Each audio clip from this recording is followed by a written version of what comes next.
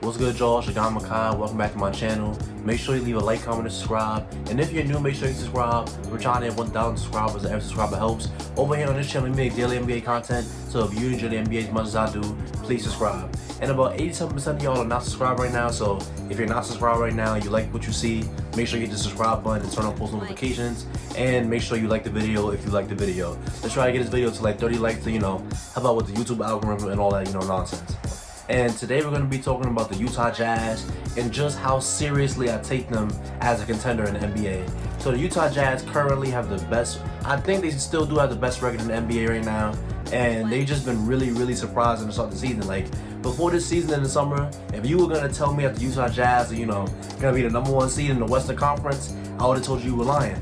But they really seem to have, had a lot of emphasis on shooting a lot of threes this year. Get up a bunch of threes, make a bunch of threes, and really blow teams out. Because when Utah wins, they win pretty handily. Like, they're not gonna be in a lot of close, clutch games. Like, when they beat somebody, they're gonna beat them really horribly. Like we just saw what they did to the Lakers a couple games back. But yeah, the best player on the Utah Jazz right now is really up in the air. It could be Donovan Mitchell, it could be Mike Conley, it could be Rudy Gobert. They all impact the game for the Utah Jazz in many different ways. But personally, for me, the best player on Utah is probably Donovan Mitchell. And Donovan Mitchell this season is having a great, all-star caliber year. Donovan Mitchell this year is averaging, about 25 points per game, 24.7, but we're gonna run with 25. And he's shooting 42% from the field, and he's 38.2% from three on 9 threes per game, and he's only 5 assists, 3 turnovers, and he has 5 rebounds. So Donovan Mitchell for the Utah Jazz is really their main, offensive option. He's the #1 option on offense. They involve him in a lot of the pick and roll action. They involve him in a lot of the pick and roll action. He gets a lot of threes up. And really, Donovan's best thing about him is that he's really quick and athletic with a great handle. So, let's say that they wanted to pick and roll with him and Rudy Gobert. More often than not, Donovan Mitchell's going to, turn the corner, get downhill, and get to the rim. He's going to get free throws. He's going to get, his amazing dunks. He's going to get his amazing layups. And he's really just been the best offensive player for the Utah Jazz this season.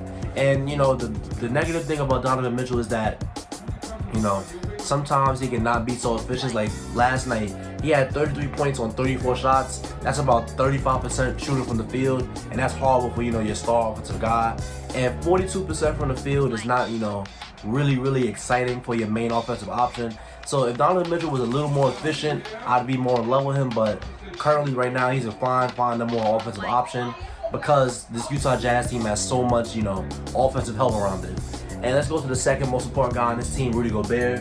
And Rudy Gobert this season is averaging 14 points and 11 rebounds. Well, no, not even 11.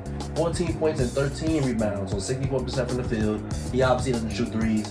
And he's just giving you a lot of great stuff, especially on defense. Defensively, I think Rudy Gobert is the defensive player of the year because he's elevated this Utah team like he does every year. But defensively, he has this Utah team as one of the top defensive teams in the entire NBA. And with his length and with his size and just stature, a lot of guys are scared to shoot layups, go up for dunks around him. And he's really just an elite rim protector.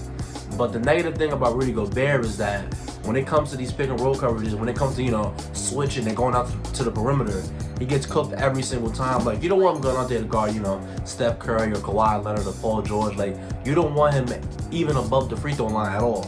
But sometimes when he gets caught out there, it's pretty much an automatic bucket for the opposing team.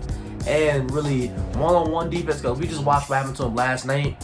Joel Embiid worked him in the post. Joel Embiid, when it came to one-on-one matchups, he truly worked him.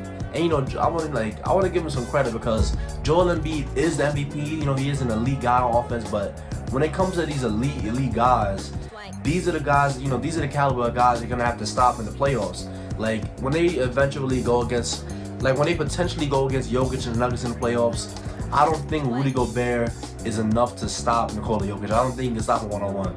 Because from what we've seen this year from Nikola Jokic, I don't think that Rudy Gobert is the guy to, handle him. And for more positive stuff for Rudy Gobert, I feel like offensively this year, he's really carved out a nice role for himself. He just dives to the rim after setting, nice hard screens.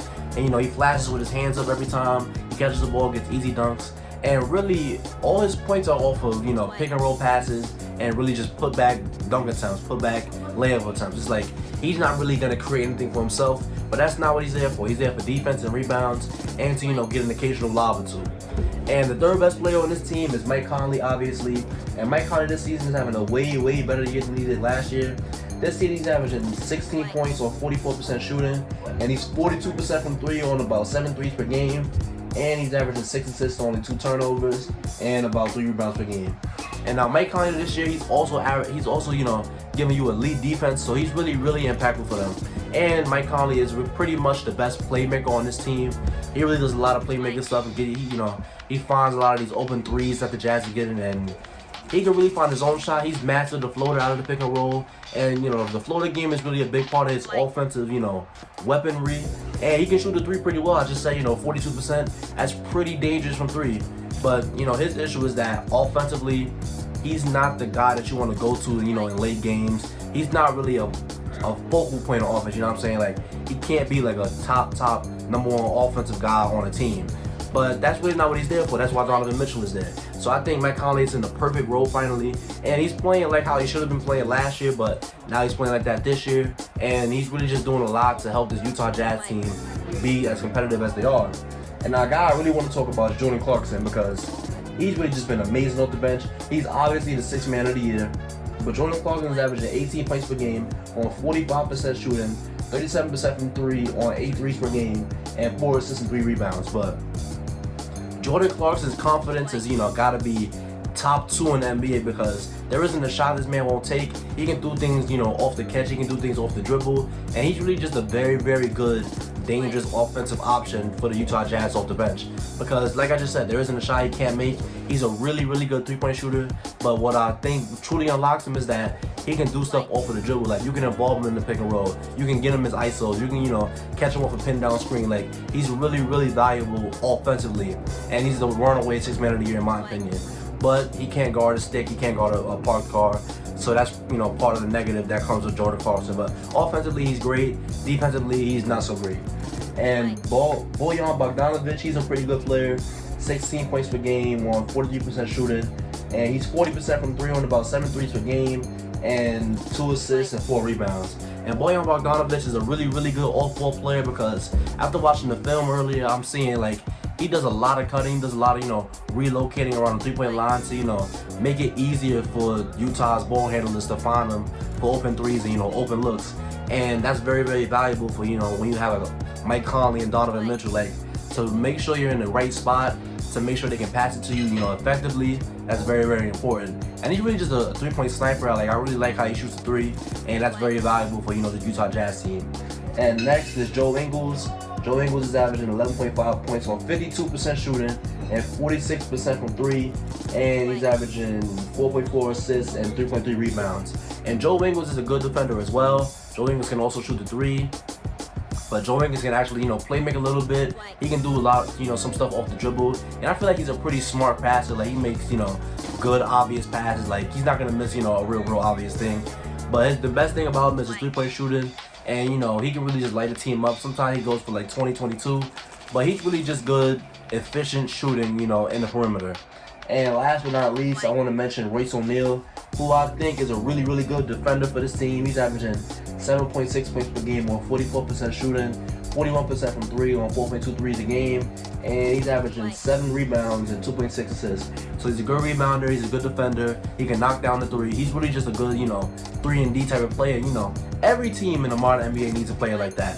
So yeah, this Utah Jazz team is really deep. They got a lot of, great valuable guys. And for their ceiling this year, I believe they can make it to the Western Conference Finals, but it's really tough for me to see this, Utah Jazz team winning the championship or even making the finals. For them to make the finals, it would take a lot. Like, it would take, the Lakers getting bounced out early. And I think they can beat the Clippers or the Suns or the Nuggets or the Mavericks in the series for sure. But when it comes to winning the championship or even getting to the finals, I don't see them beating the Lakers. I don't see them beating the Clippers. And I think the teams I just named, I think the Nuggets can beat them. I think the Mavericks can beat them. And I think the Suns can beat them. But just because they don't have that superstar talent, because you know this is a superstar-driven league, so they don't have that one superstar talent to really get them over the hump in, you know, late game situations and really just affect the game super heavily.